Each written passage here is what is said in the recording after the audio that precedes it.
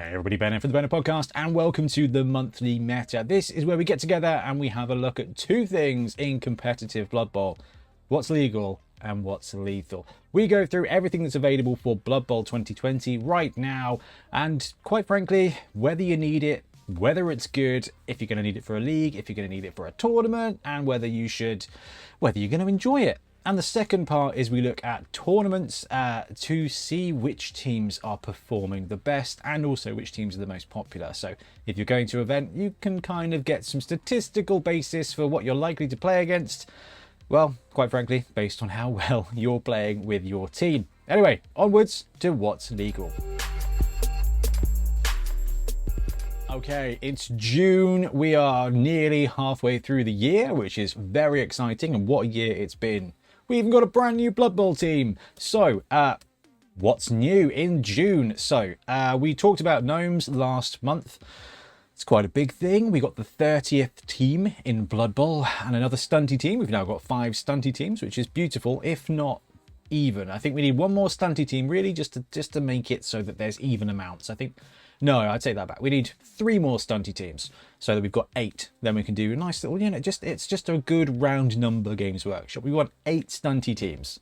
So 3 more to go. What do we want? No, we do need Squigs. Squigs needs to be a stunty team. I mean, a Tree Man team would be quite entertaining. There's a good one of those on the Fumble Secret League. And then maybe Tzeentch would be fun with some familiars and some changelings. That would be wicked. That would round it out really nicely. Anyway, but for now, we've got gnomes, our 5th team, and they have been a ton of fun. We did a load of streamed games with them. We did some 7s with them. We did some match play with them. We did some league play with them, and they are featuring in the Bonehead Championship League. So in the next few weeks, they'll be on Monday Night Blood Bowl as well. So it's been really cool to get our hands on a brand new team for Blood Bowl, and it is a brand new team. The way they play is brand new, and they've got some very cool star players as well. So Rodney Roachbait and Rowana Forestfoot can play for gnomes and halfling teams. Rowana is kind of a different take on Rumbelow. She's got a leap ability, she's got guard. It's a good support piece. She's not going to be a fully blown star player, but Rodney, tell you what, Rodney is a pretty useful dude. 70k for an extra gnome with an extra bit of movement, and his little fishing rod ability, just 3+ pick up a ball that's on the ground at the start of his activation within 3 squares, is very, very good. So if you are in league and you've got 70k spare, Rodney Roachbait. If you're going to a tournament and you're planning out a gnome roster and you're allowed to take star players, Rodney Roachbait. I do recommend, but the way gnomes play, you don't need him, but he's just too good a price, but without being game warping like Bomber used to be. Now, on the talk of bombers for goblins, the May FAQ landed, and there were a few big changes. Not really big, a few big tweaks. There you go. 1, goblin bombers on the roster get passing access. So if you're going to a tournament or you're doing a league and you're leveling up your goblin bomber, you can now give him pass or accurate to make him more effective. Generally speaking, though, it's better to just take Bomber Dribblesnot because he's, 5k more and you don't actually have to level him up and he's just superior. But you can work towards 2. Guard also changed as a skill. It doesn't support fouling anymore. And there was a few other clarifications as well on the interaction of Trickster, the interaction of Bloodlust, and Cindy Pie Whistle got promoted to a megastar, and the Underworld roster got a little tiny tweak. And little tiny because the little tiny snotlings no longer have swarming.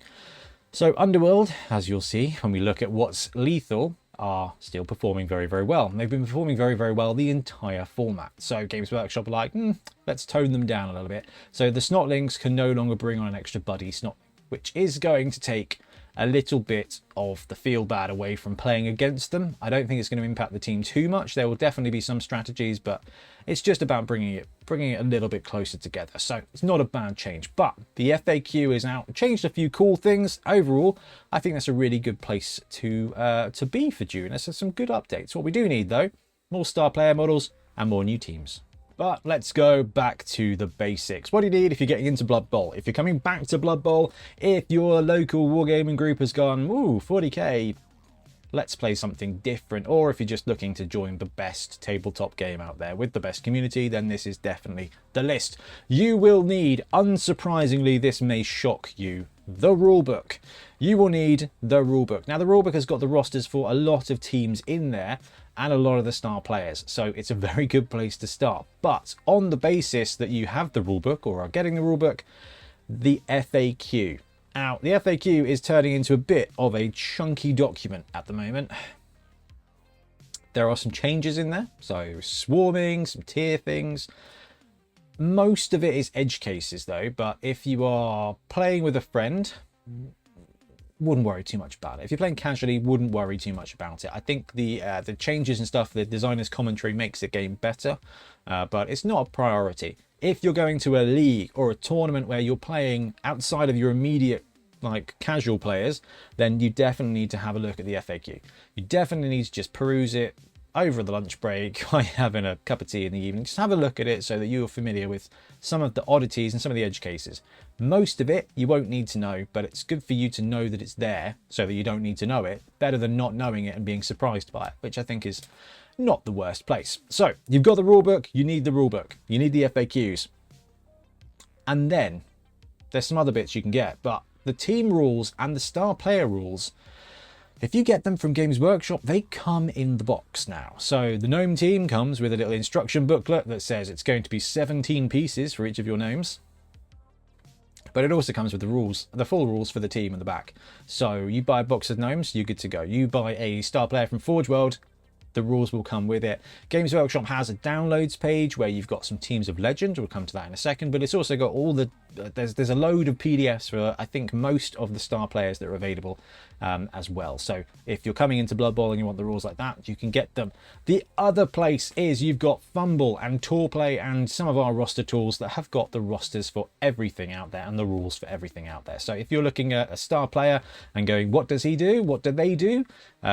Then you can find them online, or you can just check out one of our videos, because I guarantee you if there's something in the game, we've done a video on the rules and how it works and what's good and what's bad about it. So there's always that place as well.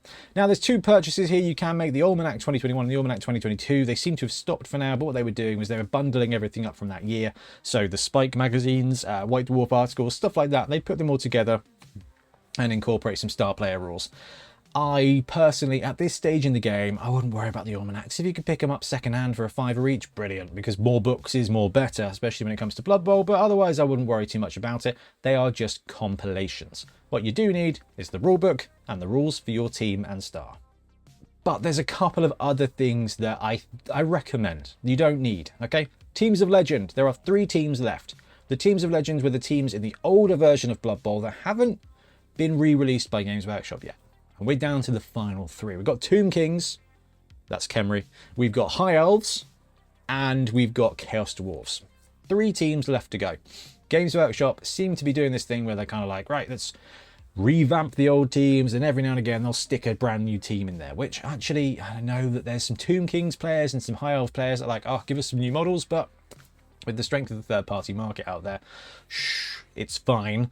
And actually, the more new teams we get from Games Workshop, I think the better, because those 3 teams of Legend that we've just mentioned are actually all in a pretty good place. Their rosters are pretty good. They need a little bit of a zhuzh, but that's going to happen at some point. But you've got the teams of Legend, that's actually on the Games Workshop downloads page as well. Then you've got the Spike magazines. These are my favourite things in Blood Bowl because they're a little book. A little book, 36 pages, something like that. There's a bit of a comic, but it's just full of background material and also the rules and some setup advice and some tactics advice and some team lore and star player lore. It's just a wonderful little addition to your team. And they're, I don't know how much they are anymore, like 10, 12 pounds or something like that. If you like Blood Bowl for any reason, if you like playing it and you need the rules, if you like playing it because you like the models, it will inspire you for some things like that, and if you like playing it because you like the lore and the fun, then there's a ton of it in there. So I really enjoy these. They are just wonderful to read. And the last thing on the way of new teams and new star players is you've got the NAF Slann team. That's Space Frogs. If you played Blood Bowl 2, it's the Kislev team, so the jumpy roundy dudes. It's a wicked roster. It's the 30th team in Blood Bowl. If you're going to a league or a tournament, it's best to brush up on the Slann roster because they are available in most leagues and most tournaments will allow them. But they are the last remaining unofficial kind of loitering of the older ways. But I really hope Games Workshop picks up that roster and does it properly, because the Slann team is a ton of fun. But ultimately, everything on this here you need to be aware of, but you don't really need, which is also very good too. And in the way of fun things that you don't need, I love this bit. We've got the Death Zone book. I love the Spike magazines, but Death Zone is to this date the best Games Workshop product that they've made for Blood Bowl, because it's packed full of optional and fun extras. Death Zone comes with the rules to play Blood Bowl 7s. Blood Bowl 7s is the best way to play Blood Bowl. It is a 45-minute variant with 7 players. It is the best way to play Blood Bowl. It comes with the rules for that, and Death Zone has like 1 billion wizards, and it's got giant rules, and it's just awesome. If you love Blood Bowl and you are running a league or a tournament and you want some inspiration, you're just casual playing, and then it's just the best thing they've done, because it's just full of like extras, and I love that. I will say the mercenary rules in there, used with caution, but I mean, it's just a wicked expansion for the game. Then you've got Dungeon Bowl, which takes the carnage of Blood Bowl and plays it underground in a dungeon with wizards and teleporters, and it is absolute madness. Then you've got Gutter Bowl, which is a variant that kind of breeds together 7s and Dungeon Bowl. So those are 2 optional variants. Dungeon Bowl's a lot of fun. Gutter Bowl is violent. I prefer 7s if I'm going to play a different variant. But Gutter Bowl is a lot of fun. Then you've got the special play cards and pitches and the referee rules. Referee rules are in one of the almanacs, and we've covered them on a video as well. But the special play cards are released every team, and they are swingy. So I don't recommend them unless you want to add a bit of extra narrative fun to your games, but I wouldn't worry too much about them. If you're joining a league, your league commissioner will probably say, hey, yeah, we're using these, or hey, yeah, we're not. And then pitches, every pitch that Games Workshop release does have special rules for it. These days, those rules are both in the Spike magazine and I believe on the back of the box for the pitch. So you'll have access to them. And Death Zone has got like 24 pitch rules in there as well. So there's plenty of extra stuff you can add. So we talked through a couple of variants there, Blood Bowl 7s being the best, Dungeon Bowl, Gutter Bowl, some really cool things to do as well. But ways to play Blood Bowl. Current rules, you've got Tabletop. This is just the best way to play. It's just the best way to play. It is inarguably the best way to play. Then you've got Fumble. Fumble is an old school graphic version of Blood Bowl, and it is wicked. It is a great way to play a proper league with the proper rules with anybody around the world. Cannot recommend Fumble enough. What I will say is the learning curve is quite steep, because it's like playing Blood Bowl on a Game Boy Color. And if that is exciting to you as it is to me, then you will love it. Then you've got Blood Bowl 3. Blood Bowl 3 has got much better. When it landed, it was very bad. Now, it's just pretty good. The downside is there's, I think, less than half the teams are out. Maybe half the teams are out now. But it's still a great way to play Blood Bowl. And if you're starting Blood Bowl, it's not a terrible way to join and just, right, I'm going to play Blood Bowl 3. It's going to teach me the rules. I'm going to have a good idea of what to do if you then go to tournaments or to leagues or anything like that. But there will be a learning curve from that as well. Then you've got classic rules. Blood Bowl 2 is still going. It's still got the most teams kicking out there that isn't on Fumble. So there's still some strong players on Blood Bowl 2 as well. It's not a bad addition, but it is the old rules. All right, we've covered all the stuff that's legal in Blood Bowl. Now it's time to have a look at what's lethal. So we've got these stats from the NAF website. The NAF is a player association for Blood Bowl, and they do a pretty good job of maintaining some records of competitive Blood Bowl and keeping it so that the kind of the games aren't too absurd when it comes to the rule set. So that's very useful for us, because we get to jump in monthly and have a look at the scores. So let's have a look at what's lethal. So we're going to start with what's the most winningest teams, so the most successful teams in the last month. So this will take all the tournaments that have been submitted and processed by the NAF in the last month and added. And we're going to start at the bottom with the bottom 10 teams, and down 1 spot, because last month it was gnomes, we've got goblins. Goblins are still sitting at the bottom of the ranking, 35% win rate, but we have just had that boost to bombers, so maybe that will get better. I don't know if that's going to make a huge difference to goblins, but I don't think it makes a huge difference to goblin coaches. You play goblins because you are the dog, and your team is there to just murder stuff. So I guarantee if this was a ranking of the teams that caused the most casualties, Goblins would be not at the bottom. Then you got Black Orcs down 5 spots in the last month. Black Orc being a starter set team, and as we discussed on Monday Night Blood Bowl this week, they don't have a big play player. They can take Hackflem, but the roster's not cheap. So $1 million, I think you can just about get everything you want. A Troll, 6 Black Orcs, 4 Goblins, 2, maybe 3 rerolls. This team needs at least 3 rerolls and all of those aforementioned players and a bench. So the team doesn't really start humming until you get to 1100, and then chucking a 230k star player on that kind of prices it out. So the Black Orcs, they're suffering a little bit in tournament settings. Now remember, this is tournaments, not league. Black Orcs significantly better in league, because you just get to brew them up and build them up. Then Chaos are down 11 spots, and a huge downswing here from Nurgle. Last month we were really excited because Nurgle managed to pep themselves into the middle of the pack, and they've gone back to fault. So Nurgle, Chaos and Black Orcs, I would put them all in the same pot of teams that struggle on the low end with low amounts of skills. And they're all expensive. They've got expensive players, which kind of prices them out of taking prices them out of taking the better star players out there. Plus, if you think about some of the star players that make a big impact, like Hackflem, Hackflem's a mega star. Most tier 2 or 1 teams will not even have access to mega stars in tournaments these days. That means that Nurgle, Chaos and Black Orcs have got no way to develop any kind of high-speed scoring threat. Yes, I know Black Orcs can technically take Scrapper Sorehead, but he's only a movement 7 goblin, which I'll admit is faster than movement 6, but it is not a movement 9 Edge 1 or 2 plus piece, which I think each of these teams needs to keep up with the other teams. So Bash, very strong. Not the most successful recipe for a tournament in all cases. So those are the teams that are sitting outside of the mythical Goldilocks zone of 45% to 55%. And I don't know what to do to help them, to be honest with you. I think it's fine. The good thing is each of them has their own angle. Like, they're all fun to play. They've all got a reason to be played. So they don't need to be the most winningest. And honestly, there is no gimmies here. None of these rosters are a gimme. If you're playing against Nurgle in a tournament, it's going to be hard work. It's going to be hard work. What they're not going to do is probably 3-0 you all that frequently. What they are going to do is put up some staunch defense. So outside of the Goldilocks zone, we've got these teams. Then in 26, we've got Ogres not moving. We've got Imperial Nobility tanking it from the last month. To be fair, Nobility have been in the bottom third of the league for most of this season. Now there's an element there that it's another starter box team. And also, even though their blitzers, I think, are pretty good, the team does lack that explosive play. They got some skills. They're just a mid-range, slowish team. They're not the strongest, so they can't really outbash you, and they're not the fastest, so they can't really outdash you. That mixed with the fact they're a starter set team means that potentially they're kind of handicapped in their win rating. Snotlings also dropping 10 places. Another great stunty team. Gnomes. All right. This is the first time we've had Gnomes here for a whole month. 177 games played in the last month and registered, and they've gone up 7 spots. So we are starting to see the climb of the new stunty team up into 23rd spot. We're going to see, I think, a lot of Gnomes games over the next few months. I don't think we're going to see them rocket into the top 10, but I think we're going to see them go up potentially as high as 15, 16.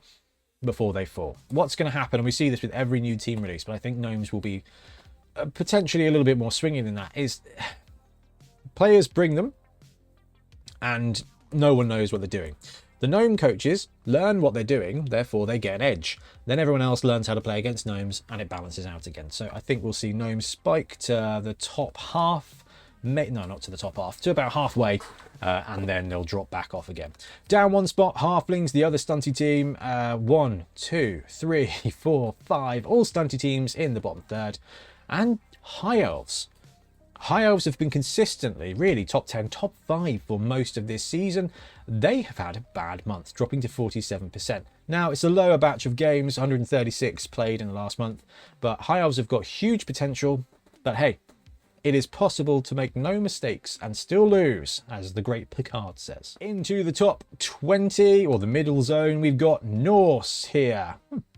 We've got Norse up 5 spots, 47% win rate over the last month. Chaos Renegades up 4 spots, up 9 spots.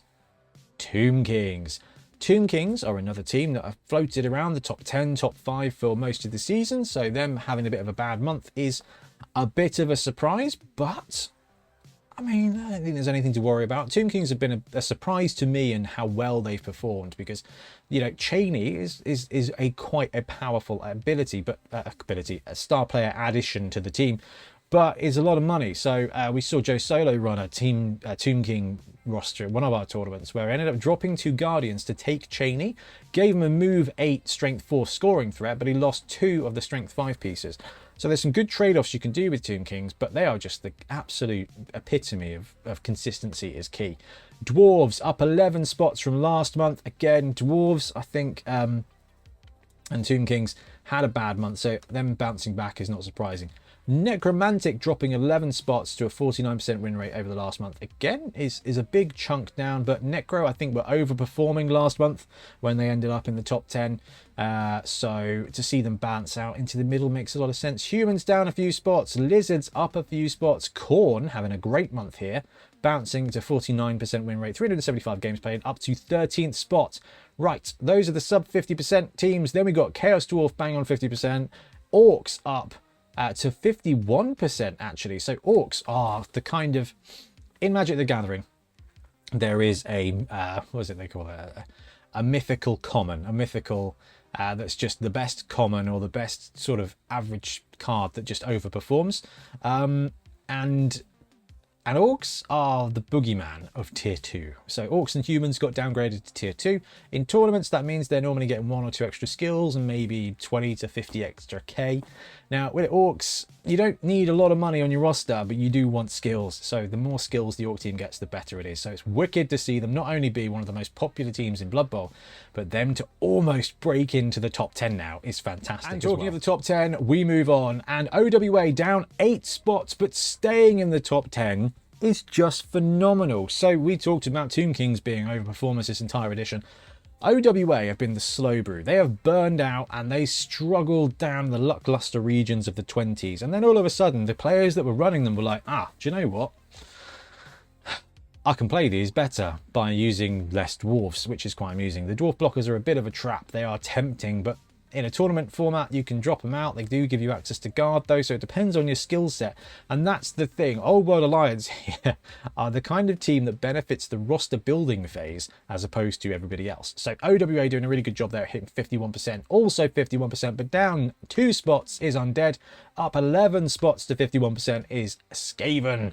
Love to see the Skaven perform, and nice to see them back in the top 10. They struggle a bit this edition because I think, I think less players are playing them because the kind of turbo Skaven players might as well just run Underworld because it's turbo Skaven.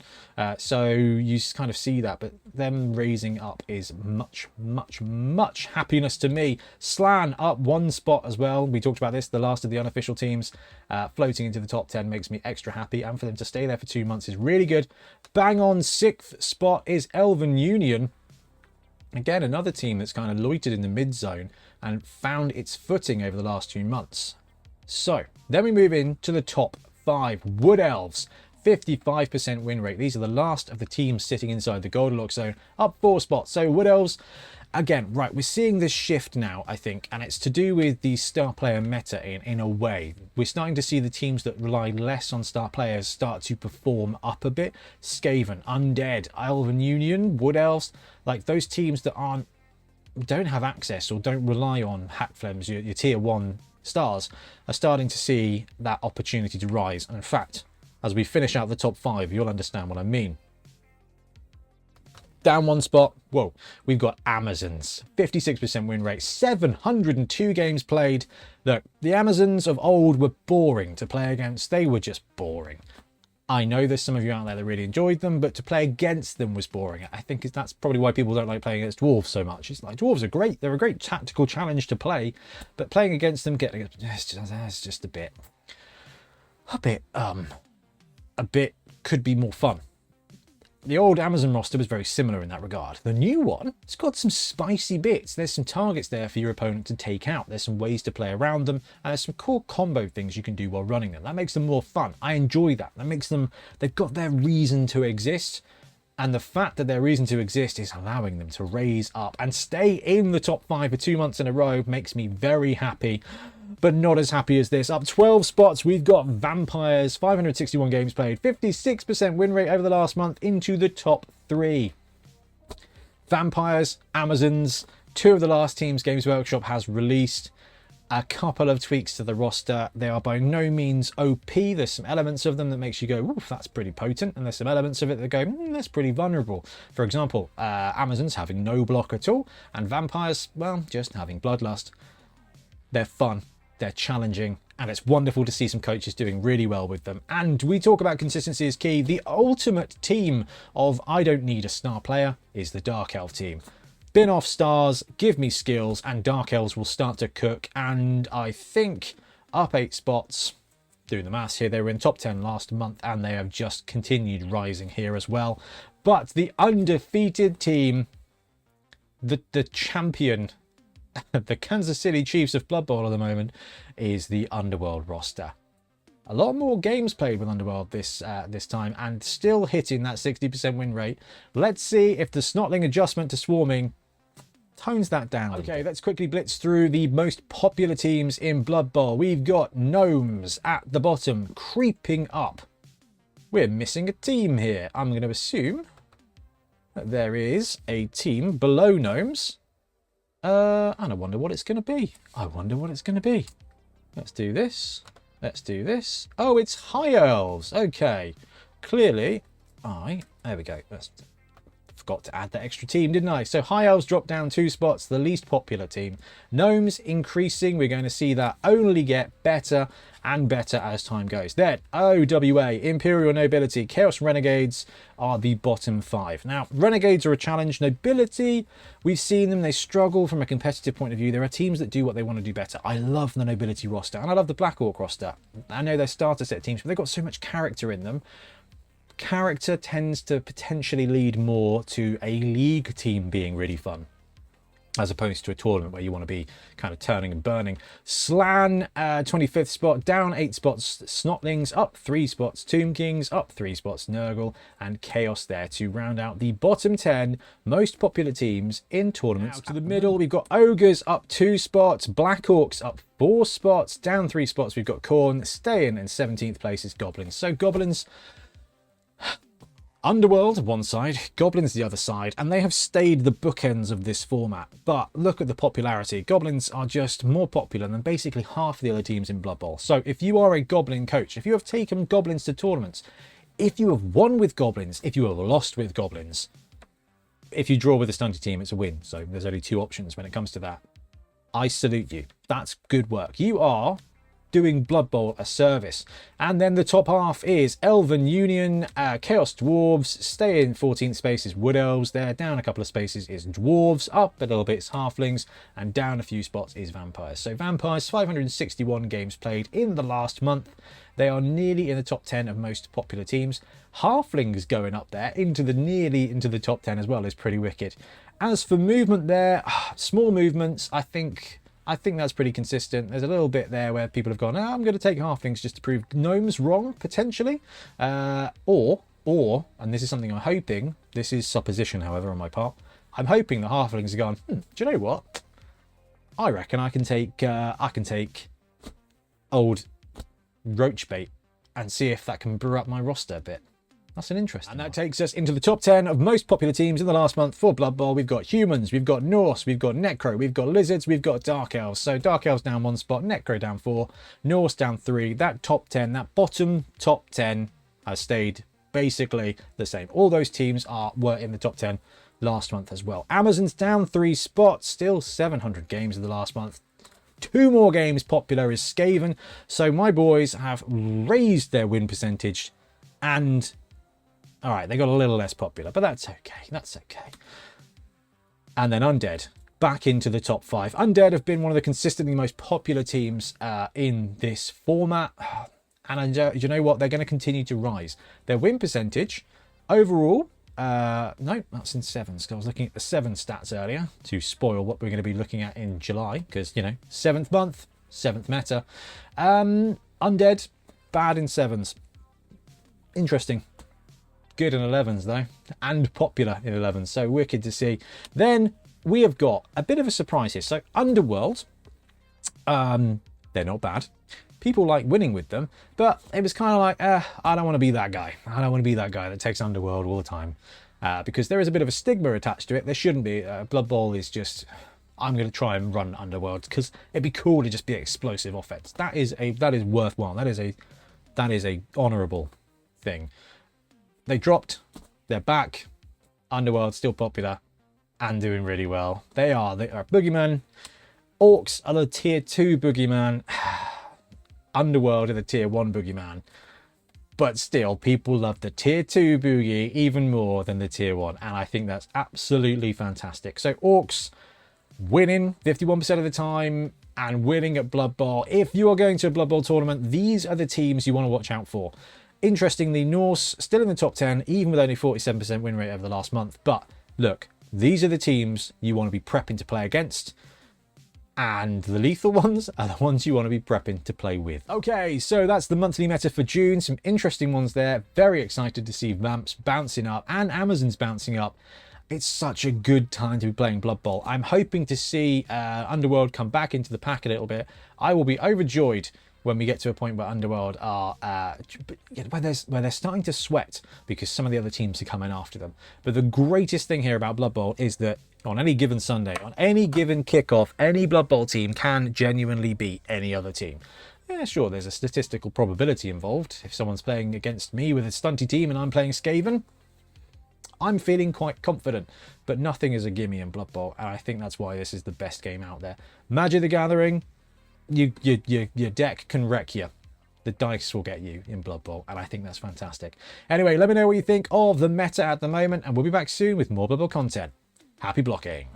Thanks very much for watching. We really appreciate your support. If you want to support the channel even further, please like and subscribe. It really does help us out. Or come join us on YouTube members or in Patreon, where you can get exclusive access to some content, some loot, early access to basically everything we do, as well as regular competitions. Or you can pick up some Bonehead Podcast loot either on our website at boneheadpodcast.com. We've got the Dungeon Bowl things, we've got tokens and stuff like that, or on our Spreadshirt site as well. Everything you do just helps us make more content and hopefully do it of better quality. Anyway, thank you very much for watching. Happy blocking.